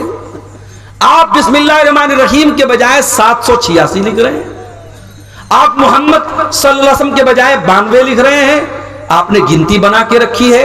ये इस्लाम का तसव्वुर नहीं है मेरे प्यारे साथियों। और ये भी सुन लीजिए कि घर में कुरान की आयतों को लटकाने से भी बरकत नहीं आएगी। डॉक्टर आपको दवा देता है पीने के लिए, घर में आप आने के बाद सिरप को गले में नहीं लटकाते, टैबलेट को गले में नहीं लटकाते, टैबलेट को पीते हैं, सिरप को पीते हैं। उसी तरीके से कुरान को पढ़ने से शिफा मिलती है, कुरान को पढ़ने से बरकत आती है, कुरान लटकाने से बरकत नहीं आती है। बड़ा सख्त फतवा है उलमा का। बाज लोग क्या करते हैं, मकान के दरवाजे पे बड़े बड़े अक्षरों में लिखते हाजा मिन फजल रब्बी। हराम कमाई के पैसा से घर बनाए और हाजा मिन फजल रब्बी लिखते हो, बेहुदा है। सूद ब्याज के पैसे से मकान बनाया है और सामने क्या लिखा, हाजा मिन फजल रब्बी। तेरे हाजा मिन फजल रब्बी लिखने से तेरा मकान ठीक हो जाएगा। और घर में लोग डेकोरेशन के लिए आयतल कुर्सी लगा रहे हैं, ला इलाहा इल्लल्लाह मुहम्मद रसूलुल्लाह लिख रहे हैं। नहीं लिखना चाहिए। उलमा ने मना किया है कि कुरान की आयतें डेकोरेशन के लिए नहीं उतरी हैं, घर को सजाने के लिए नहीं उतरी। हाँ, अगर कोई आयतल कुर्सी घर में इसलिए लगाता है कि हमको आयतल कुर्सी याद हो जाए या हमको बार बार नजर पड़े, हमें याद आती रहे, हम पढ़ते रहें, तो तालीम के लिए घर में लटका सकते हैं। बरकत के लिए या डेकोरेशन के लिए घर में कुरान की आयतों को भी लटकाना सही नहीं है। तो घर से तावीज को भी निकाल दो मेरे प्यारे साथी। तीसरी चीज जो घर से निकालना है, गाने बजाने के आलात को घर से निकाल दो। अल्लाह के नबी फरमाते हैं कयामत के पहले वो दौर आएगा, शराब को नाम बदल बदल के पिया जाएगा। वअन तज़हरल क़ैनात अला रुऊसिन नास, और नाचने गाने वाली लड़कियां लोगों के कानों पर जाके बैठ जाएंगी। जब नबी ने सहाबा को ये हदीस सुनाई होगी, सहाबा को समझ में नहीं आई होगी। आज हेडफोन लगाने वालों को ये हदीस समझ में आ जाएगी, आज एयरपॉड लगाने वालों को ये हदीस समझ में आ जाएगी। बाइक चला रहा है, मस्त बना हुआ है, गाना सुन रहा है, फेवरेट अपना बॉलीवुड का गाना सुन रहा है, सामने से ट्रैक्टर ने मारा, तेरी रूह परवाज हो गई, तेरी जान निकल गई, तो गाना सुनते हुए दुनिया से गया है। और कयामत के जब तू उठेगा तो वही गाना सुनते हुए तो कयामत के दिन उठेगा। जिस हाल में इंसान मरेगा उसी हाल में कयामत के दिन उठाया जाएगा। अपने घरों को नाच गानों से दूर रखो मेरे साथियों। कटिहार और पूर्णिया के इंग्लिश मीडियम स्कूल में हमारी बेटियां पढ़ रही हैं। स्कूल का एनुअल फंक्शन है, टीचर ने आपसे कहा कि आपकी बेटी से हम डांस करवाना चाहते हैं, बहुत अच्छा डांस करती है आपकी बेटी। आपने कहा बहुत अच्छी बात है, हमारी बेटी डांस करेगी, हम देखेंगे। स्कूल का एनुअल फंक्शन हो रहा है, आपकी 12-13 साल की जवानी की दहलीज पर कदम रखने वाली लड़की डांस कर रही है और आप वीडियो बना रहे, फख्र से स्टेटस लगा रहे, साहब मेरी बेटी बड़ा अच्छा डांस करती है। ये मुसलमान है जिन्हें देख के शर्म आए यहूद। और अभी तक तो ये हराम काम स्कूलों में होता था, ये इंग्लिश मीडियम स्कूलों में होता था, अब मदरसों में ये काम भी हो रहा है। हाँ, नाम बदल दिया गया, वहां डांस हो रहा था, यहां एक्शन हो रहा है। जी, लड़कियां नज़्म पढ़ रही हैं, ऐसे ऐसे झूम रही हैं, गा रही हैं, और उसको क्या, उसका बड़ा अच्छा नाम रख दिया, एक्शन हो रहा है। शर्म आनी चाहिए और चुल्लू और पानी में डूब मरना चाहिए। अपनी कौम की बच्चियों की हम नुमाइश कर रहे हैं पूरी दुनिया के सामने। अपने घर से निकाल के फेंक दो नाच गाने को। इस नाच गाने की आवाज को आपके नबी नापसंद करते थे, शैतान की आवाज करार दिया आपने। आज बड़े बड़े मुत्तकी, दाढ़ी वाले, सजदा करने वाले, उनके मोबाइलों पर भी इंस्टाग्राम और स्नैपचैट और फेसबुक और अला और बला के जरिए उनके मोबाइल पर भी गाना बज रहा है। चौथी चीज जो घर से निकाल के बाहर फेंकना है, एंटीवायरस डालना है, वायरस निकाल देना है। बेहयाई को अपने घर से निकाल दो, बेपर्दगी को निकाल दो। कहीं ऐसा ना हो कि साल के 359 दिन तो आपके घर में पर्दा होता हो, लेकिन शादी वाले दिन आपने भी अपनी आंखें बंद कर ली। मौलवी साहब आज तो शादी है, आज इजाजत है बेपर्दगी की। कुरान की कौन सी आयत है और नबी अकरम की कौन सी हदीस है जो शादी ब्याह के मौके पर आपके घर की औरतों को खूबसूरत कपड़े पहन के, लिपस्टिक लगा के, पाउडर लगा के, क्रीम लगा के, सज करके, सवर करके दुनिया के सामने नुमाइश करने की इजाजत देती है? और मुझे तो हैरत होती है कि आपके सीमांचल के जलसों में भी औरतें आती हैं और बाकायदा तैयार होकर के माएँ अपनी बच्चियों को तैयार करके लेके जाती हैं और बगैर किसी पर्दे के खूबसूरत मेकअप से सजा करके, सवार करके उन लड़कियों को जलसों में लेकर के आया जाता है। माफ करना मेरे प्यारे भाइयों, अकबर इलाहाबादी ने बिल्कुल सही कहा था, बेपर्दा नजर आई कल जो चंद बीबियां, अकबर ज़मीन में गैरत कौमी से गड़ गया। पूछा जो उनसे आपका पर्दा वो क्या हुआ? कहने लगी कि अक्ल पे मर्दों के पड़ गया। जब औरत का पर्दा उतरता है तो सबसे पहले मर्दों की अकल पे जाके चढ़ जाता है। जी हाँ, वो मर्द दयूस है, वो मर्द बेगैरत है जिसके घर की बेटी, बहू और बहन बेपर्दगी करे, बेहयाई करे और उसको कोई फर्क ना पड़े, उसकी माथे पर कोई शिकन ना आए। अल्लाह के प्यारे नबी सल्लल्लाहु अलैहि वसल्लम फरमाते हैं, 3 लोग ऐसे होंगे जिनकी तरफ कयामत के दिन अल्लाह ताला ना तो देखेगा, ना बात करेगा, ना पाक और साफ करेगा।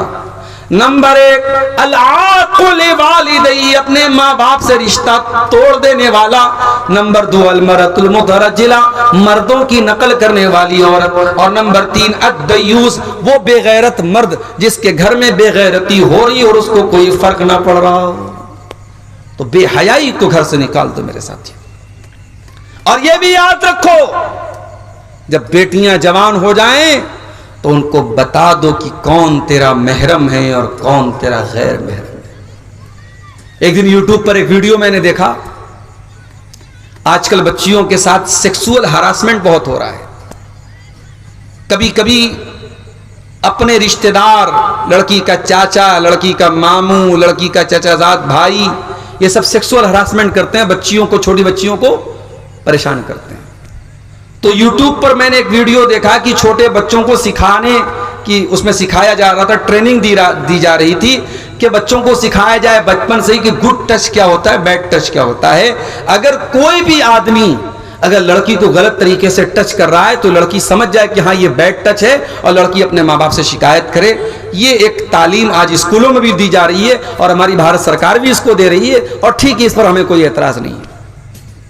लेकिन एक चीज और है, जब हमारी बेटियां जवान हो जाएं, एडल्ट हो जाएं, समझदार हो जाएं, तो हमें एक चीज और करनी चाहिए।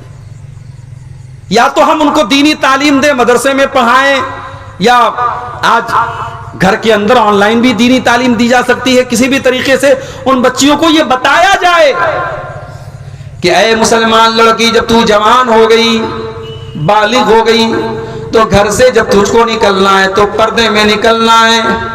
और घर के अंदर भी जो रिश्तेदार तेरे गैर महरम हैं, जैसे खाला के लड़के, जैसे मामू के लड़के, जैसे चाचा के लड़के, जैसे ताया के लड़के, ये जब तू जवान हो गई और वो लड़के भी जवान हैं तो वो तेरे लिए गैर महरम है। उनसे दोस्ती रखना, उनसे अकेले में मिलना, उनके सामने बिला वजह आना, ये तमाम चीजें गलत हैं। अपनी जवान बेटियों को ये भी सिखाया जाए, महरम गैर महरम का फर्क भी उनको बताया जाए। भाभी को मायके छोड़ना है, कौन छोड़ने जा रहा है? देवर जा रहा है, शौहर नहीं जा रहा है। शौहर छोड़ने चला जाएगा तो नाक कट जाएगी, कौन छोड़ने जा रहा है? जवान देवर जा रहा है, बाइक पर बैठा है, बहू उससे कंधे से कंधा सटा के बाइक पे जा। ये कैसी बेगैरती है जो आज हमारे इलाके में आ चुकी है। जीजा साली को घुमा रहा है और कहावत है साली आधी घर वाली।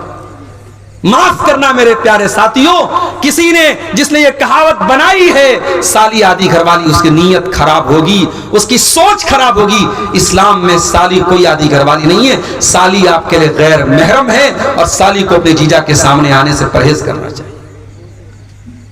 आप अपने जीजा जी को भाईजान, पता नहीं आपके सीमांचल में क्या बोलते हैं, कटिहार में, पूर्णिया में क्या बोलते हैं, हमारे यहाँ के भाईजान बोलते हैं।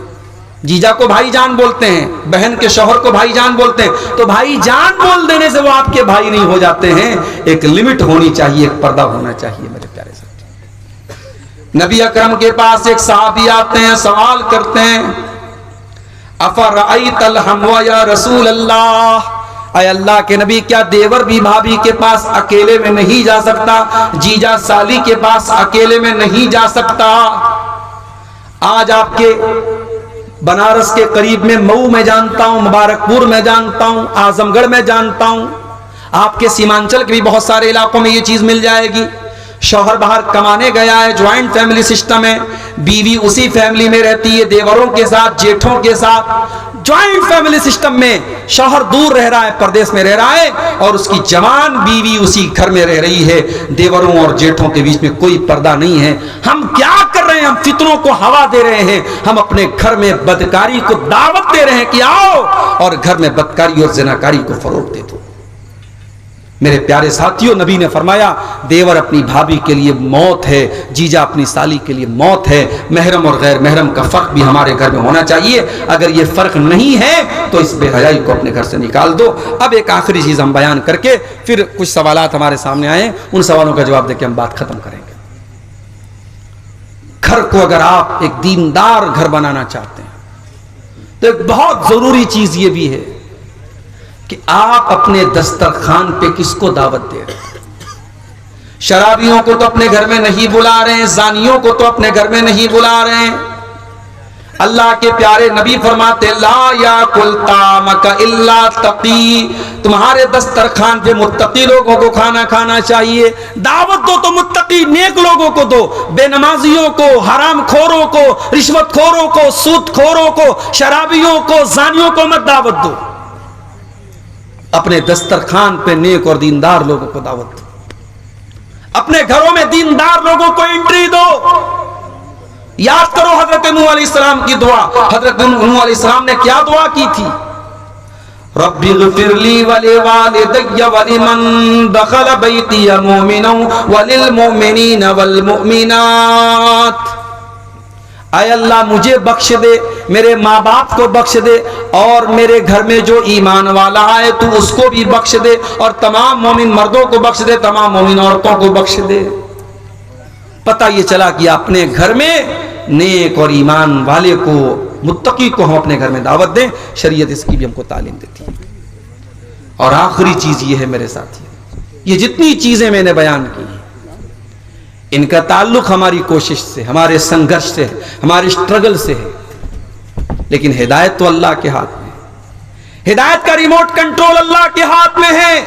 इसलिए अल्लाह से दुआ भी करते रहो कि अल्लाह मेरे घर को नेक बना दे। और दो दुआएं मैं सिखा रहा हूं, इन दोनों दुआओं को नोट करो। पहली दुआ आपको मिलेगी 19वें पारे में, सूरह फुरकान के आखिरी रुकू में।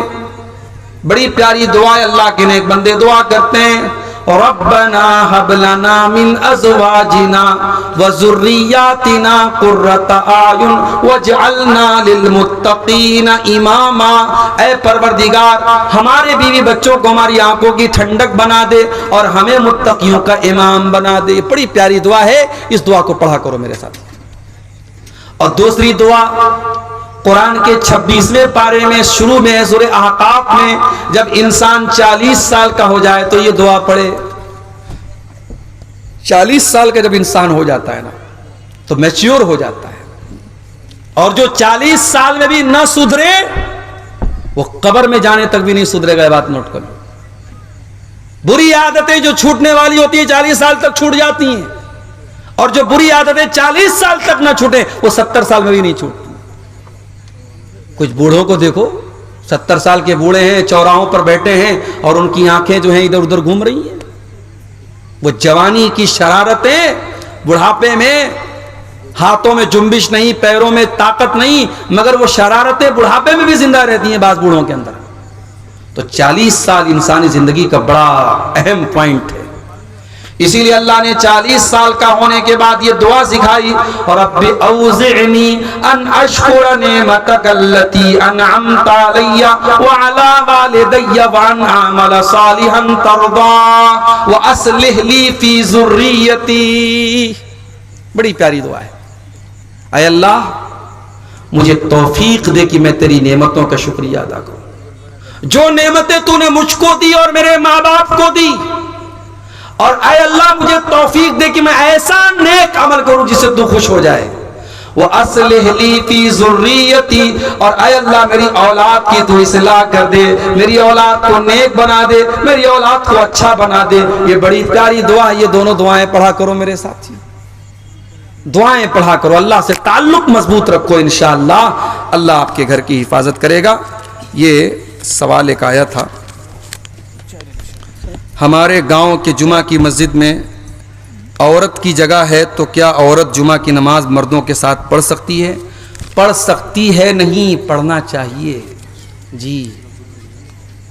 आपके समाज में जो अज्ञानता है, जो जहालत है, जो मुसलमान लड़कियां आज गैर मुस्लिमों के साथ भाग रही हैं, मुर्तद हो रही हैं, उसकी बहुत बड़ी वजह हमारी कौम की लड़कियों और औरतों को दीन की तालीम नहीं है, ये वजह है। और जुमा की नमाज में अगर पर्दे का अरेंजमेंट है तो आप औरतों के लिए बिल्कुल इंतजाम कीजिए। मैं झारखंड में बाज़ इलाकों में गया और बाकायदा मैंने वहाँ जुमा के खुतबे में तकरीर में कहा कि आप अपनी औरतों का इंतजाम कीजिए, और अल्हम्दुलिल्लाह मेरे कहने का उन लोगों ने उनके ऊपर असर भी हुआ और वहाँ औरतों का सिलसिला शुरू हुआ। हाँ, औरतें जुमा में आएंगी, पर्दे के साथ आएंगी, पर्दे का लिहाज रखेंगी, औरतों की एंट्री अलग हो, उनका दरवाज़ा अलग हो, पर्दे का पूरा इंतजाम हो, मर्दों की नज़र औरतों पर न पड़ती हो। अगर ये सारी कंडीशन है तो औरतों का इंतजाम बिल्कुल रखना चाहिए। रख सकते नहीं, रखना चाहिए। मज़हब इस्लाम में बच्चा बंद करना जायज़ नहीं।